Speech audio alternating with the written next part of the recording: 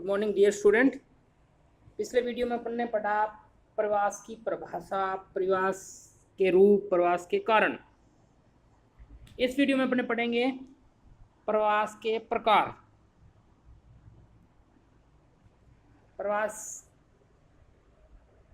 से संबंधित विभिन्न लक्षणों के अनुसार प्रवास के अनेक वर्ग हो सकते हैं, या प्रवास को अनेक प्रकार से अपने कह सकते हैं कई भागों में बांटा जा सकता है। जैसे समय के अनुसार प्रवास की अवधि के अनुसार, प्रवास में भाग लेने वाले व्यक्तियों की संख्या यानी प्रवासियों की संख्या के अनुसार, प्रवास की प्रकृति एवं आधारों के आधार पर प्रवास को कई वर्गों में विभक्त किया जा सकता है। अब सर्वप्रथम देखते हैं कालानुसार प्रवास।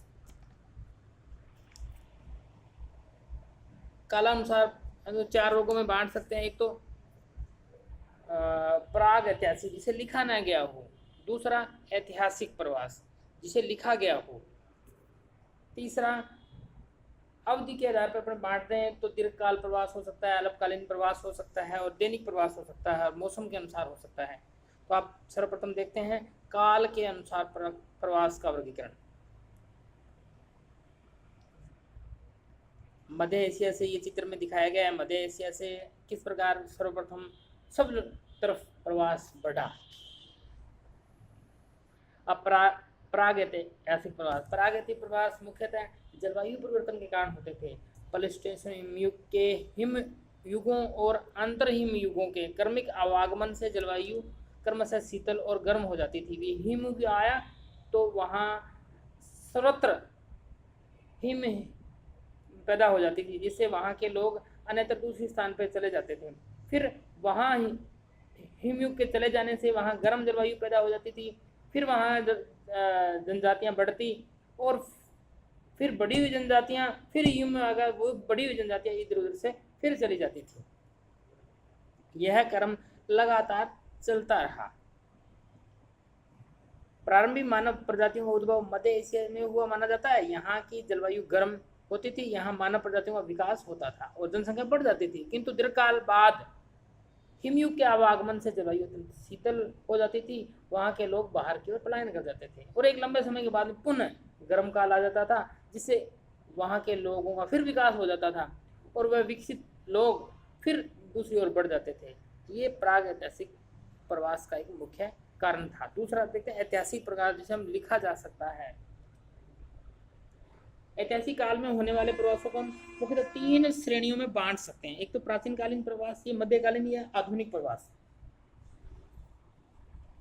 यूनानी तथा रोमन साम्राज्यों के विस्तार के फलस्वरूप होने वाले मानव प्रवास, भारत में आर्यों का आवागमन, भारत में धर्म प्रचार के लिए बर्मा, श्रीलंका, मलाया, जावा आदि के लिए भारतीयों का प्रवास प्राचीन स्थानांतरण के उदाहरण है। भूमध्य सागरीय प्रदेशों से जनसंख्या का उत्तर दिशा की ओर प्रस्थान यूरोप में मध्यकालीन प्रवास को प्रकट करता है। इसी प्रकार आधुनिक काल में होने वाले जनसंख्या प्रवासों में यूरोपीय प्रवास सर्वाधिक बृहत और शक्तिशाली माना जाता है। 17वीं से 19वीं शताब्दी तक यूरोप के देशों में लाखों लोगों ने यूरोप से दक्षिण अमेरिका, दक्षिण अफ्रीका, ऑस्ट्रेलिया, एशिया के लिए प्रवास किए। अब बात करते हैं अवधि के अनुसार प्रवास के प्रकार। अवधि यानी कि काल के अनुसार, ड्यूरेशन के समय। एक दीर्घकालीन प्रवास जो लंबे प्रकार का हो। दीर्घकालीन प्रवास शताब्दियों से होते आ रहे हैं, इसका कोई नियत समय नहीं होता। इस प्रकार प्रवास सामान्यतः बड़े पैमाने पर होता है, किंतु यह लघु पैमाने पर भी हो सकता है। 17वीं से 19वीं शताब्दी तक यूरोपीय देशों से उत्तरी और दक्षिण अमेरिका, अफ्रीका के ऑस्ट्रेलिया आदि के लिए होने वाले मानव प्रवास इसी श्रेणी के अंतर्गत आते हैं। फिर बात करते हैं अल्पकालीन प्रवास की, यानी थोड़े समय की प्रवासकालीन प्रवृत्ति। इसके अंतर्गत मानव प्रवास सम्मिलित है। इसकी अवधि थोड़ी होती है, जिससे प्रवासी कुछ ही दिन, कुछ ही महीने के भीतर अपने मूल स्थान पर वापस लौट जाता है। फिर देखते हैं दैनिक प्रवास। दैनिक प्रवास रोजाना किया जाने वाला प्रवास, रोजमर्रा के साधन के लिए किए जाने वाला प्रवास, प्रतिदिन होने वाला जनसंख्या प्रवास मुख्यतः बड़े नगरों और उपनगरीय क्षेत्रों में मध्य पाया जाता है। तीसरा बात करें मौसमी प्रवास। मौसम के अनुसार होने वाला प्रवास मौसमी प्रवास है। इसके अंदर निश्चित समय तथा ऋतु में प्रतिवर्ष होने वाला मानव प्रवास को मौसमी प्रवास कहा जाता है। इस प्रवास का समय अवधि लगभग निश्चित होती है। मौसम प्रवास उच्च पर्वतीय से में अधिक होता है। हिमालय और आल्प्स पर्वतों के उच्च पर्वतीय भागों में रहने वाले लोग ग्रीष्म ऋतु में ऊंची भागों में चले जाते हैं और शीत ऋतु में नीचे भागों में आ जाते हैं। अब बात करते हैं अपने आकार के अनुसार प्रवास।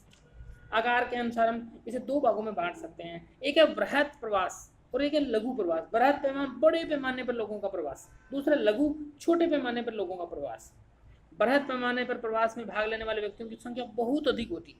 17वीं-19वीं शताब्दी तक यूरोपीय देशों में अंटार्कटिक पार उत्तरी दक्षिणी अमेरिका के लिए होने वाला मानव स्थानांतरण बृहत प्रवास था, यानी यूरोपीय लोग जाकर के उत्तरी और दक्षिण अमेरिका में जाकर के बस गए। ये बृहत स्तर का प्रवास था। अब लघु प्रवास की बात करें, कम संख्या में सीमित क्षेत्र में गोष्ठियों में भाग लेने के लिए कूटनीतिक विशेषज्ञों के रूप में प्रतिनिधिमंडलों के प्रवास, खिलाड़ी टीम, अंतर्राष्ट्रीय राष्ट्रीय प्रवास लघु प्रवास के उदाहरण है। किसी विशेष कारण से कुछ ही परिवारों का प्रवास इसी श्रेणी के अंतर्गत आता है। अब बात करें क्षेत्र के अनुसार प्रवास।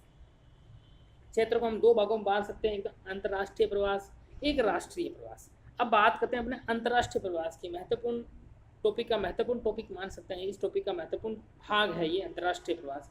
एक देश से दूसरे देश के लिए होने वाला मानव स्थानांतरण अंतर्राष्ट्रीय प्रवास कहलाता है। यहाँ से अथवा जहाँ के लिए प्रवास होता है, जैसे लोग देश एक महाद्वीप अथवा दूसरे महाद्वीप में या महाद्वीप से महाद्वीप में, इस प्रवास में अंतर्राष्ट्रीय सीमा को पार करना आवश्यक होता है।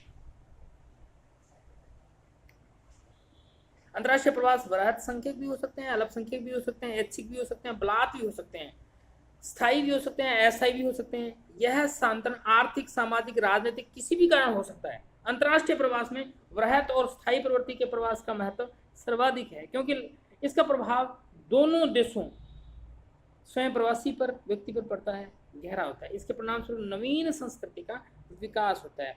अब मुख्य बात है अंतर्राष्ट्रीय प्रवास को प्रभावित करने वाले कारक। इसके मुख्य 4 कारक इसको मान के चल सकते हैं। एक है भौतिक कारक, फिर आर्थिक कारक, सामाजिक कारक या फिर राजनीतिक कारक। बात करते हैं हम भौतिक कारकों की। भौतिक कारकों में जलवायु महत्वपूर्ण स्थान रखता है। प्रागैतिहासिक मानव स्थानांतरण प्राय भौतिक कारणों से होते थे, जैसे जलवायु परिवर्तन, जिसका सर्वाधिक शक्तिशाली कारण। ऐतिहासिक काल में प्राकृतिक आपदाओं के कारण अंतर्राष्ट्रीय स्थानांतरण के अनेक उदाहरण बोले हैं। प्रवास कटिबंध सिद्धांत के प्रतिपादक ग्रिथिक टेलर के अनुसार विश्व की समस्त मानव प्रजातियों का विकास मध्य एशिया में अलग अलग कालों में हुआ है। इसी प्रकार वर्तमान काल में प्राकृतिक आपदाओं जैसे भूकंप, ज्वालामुखी उद्गार, बाढ़, सूखा आदि के कारण भी अंतर्राष्ट्रीय प्रवास बहुत कम होते हैं, क्योंकि सरकारी नियंत्रण के कारण लोग अंतर्राष्ट्रीय सीमाओं को नहीं लांघते। किंतु अनेक बार ऐसा देखा गया है कि भयंकर तथा जानलेवा विपत्तियों में बड़ी संख्या में लोग अपने देश से भागकर पड़ोसी देशों में समय के लिए शरण लेते हैं और वो वापस पुनः अपने स्वदेश लौट जाते हैं। अब बात देखते हैं आर्थिक कारणों की। आर्थिक प्रवास के 2 मुख्य कारण हैं। पहला आर्थिक आकर्षण, दूसरा आर्थिक कठिनाई। जिन देशों में जनसंख्या वृद्धि और आर्थिक संसाधनों की कमी से जीवन स्तर में गिरावट आने लगती है और विभिन्न आर्थिक कठिनाइयां उत्पन्न होती है, वहां के बहुत से लोग ऐसे देशों तथा प्रदेशों में जाने के इच्छुक एवं तत्पर होते हैं जहां जलवायु, कृषि, भूमि, खनिज पदार्थ आदि के रूप में प्राप्त आर्थिक संसाधन उपलब्ध होते हैं। राजनीतिक प्रतिबंध के अभाव में कम आर्थिक संसाधन वाले प्रदेश से अधिक आर्थिक संसाधन वाले प्रदेश के लिए मानव प्रवास की धारा चलने लगती है। आर्थिक कारणों से उत्पन्न अंतर्राष्ट्रीय प्रवास का सर्वोत्तम उदाहरण यूरोप से उत्तरी एवं दक्षिण अमेरिका है। आर्थिक कारणों से उत्पन्न अंतर्राष्ट्रीय प्रवास का उत्कृष्ट उदाहरण यूरोप से उत्तरी और दक्षिण अमेरिका की ओर तथा यूरोप से ही अन्य देशों के लिए स्थानांतरण को माना जा सकता है। 17वीं और 18वीं शताब्दी के पश्चिमी यूरोपीय देशों में आर्थिक संसाधन विकसित हो चुके थे और जनसंख्या अधिक हो गई थी, जिससे संसाधन कम पड़ने लगे और आर्थिक कठिनाई के बढ़ती जा रही और जीवन स्तर गिरने लगा। कोलंबस द्वारा नई दुनिया का पता लगाने के बाद यूरोप में अटलांटिक पार उत्तरी तथा दक्षिणी अमेरिका के लिए जनसंख्या प्रवास प्रारंभ हुआ। इसका मुख्य कारण यही विद्यमान विस्तृत कृषि भूमि, खनिज पदार्थों, शक्ति के संसाधनों की पर्याप्त उपलब्धि थी। प्रथम विश्व युद्ध के पश्चात अनेक राष्ट्रीय सरकारों और अंतर्राष्ट्रीय प्रवास पर नियंत्रण लगा दिए गए, जिसके परिणाम स्वरूप यूरोपीय प्रवास की नीति धीमी पड़ गई। द्वितीय विश्व के बाद तो वृहद प्रयास लगभग समाप्त हो चुके हैं। अब बात करते हैं हमने सामाजिक सांस्कृतिक कारण की। धर्म एवं संस्कृति के प्रचार तथा धार्मिक संगठनों का अंतर्राष्ट्रीय प्रवास में महत्वपूर्ण योगदान रहा है। धर्म संस्कृति प्रचार के लिए भारत से भी बहुत सारे धर्म प्रचारक तथा विदेश के प्रचारक इधर उधर जाते रहे हैं। धर्म और संस्कृति प्रचार के लिए विकसित संस्कृति के केंद्रों में समय समय पर छोटे बड़े मानव समूहों का विदेशों के लिए प्रचार होता रहा है। अब बात करते हैं राजनीतिक कारण।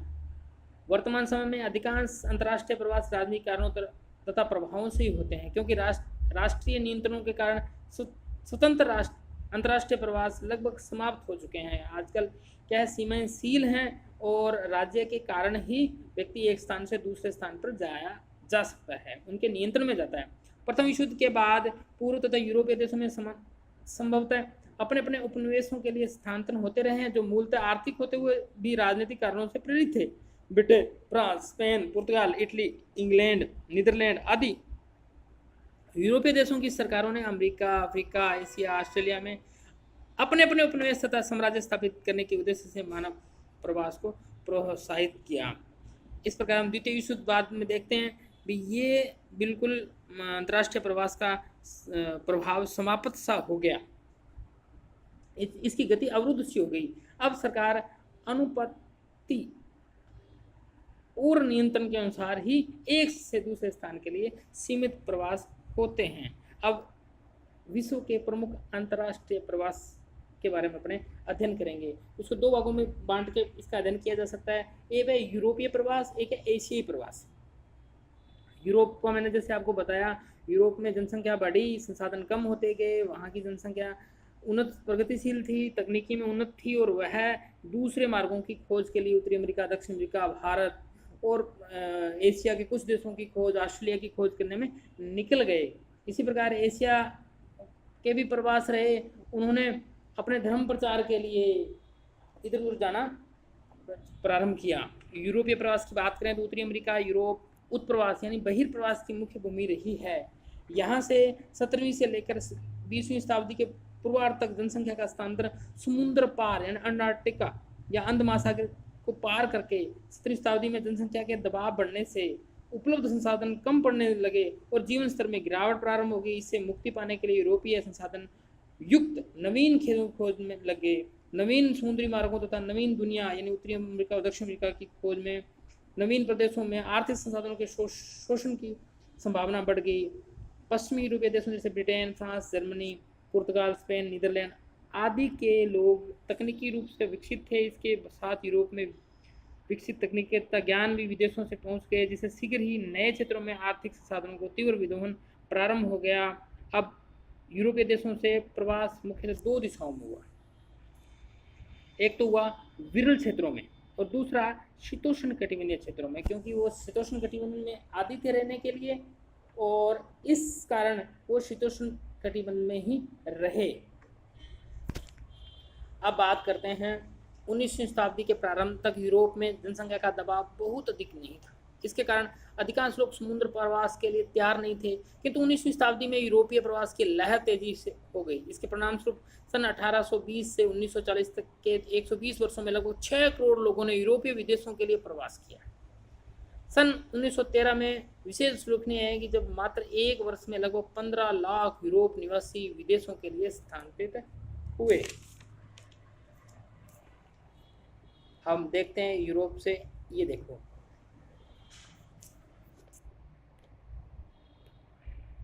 ये कोलंबस ने खोज की उत्तरी अमेरिका की, फिर दोबारा गया तो यहाँ इसको मार दिया गया था कोलंबस को। इसका नामकरण वेस्पुसी के नाम पे रखा गया। यहाँ लैटिन अमेरिका की खोज की गई, यूरोपीय लोगों ने अर्जेंटीना की खोज की और बहुत सारे प्रयास कर करके इस मार्ग को खोजा गया और बहुत सारे नाविकों ने इस भाग को खोजने के बाद में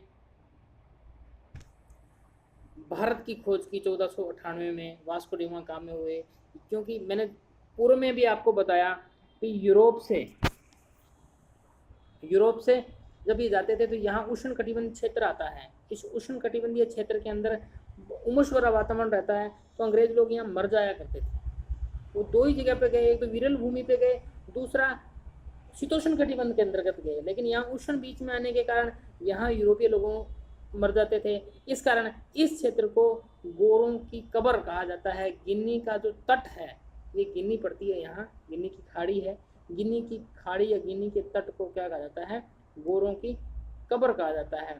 फिर ये इस मार्ग से होते हुए उन्होंने भारत की खोज की, जेम्स कुक ने ऑस्ट्रेलिया की खोज की।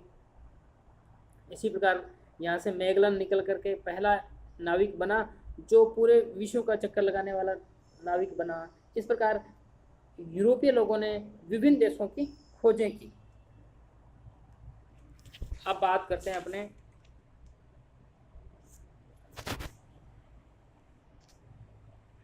एशियाई प्रवास की। एशियाई प्रवास उन्होंने केवल आर्थिक कारण के लिए प्रवास किए।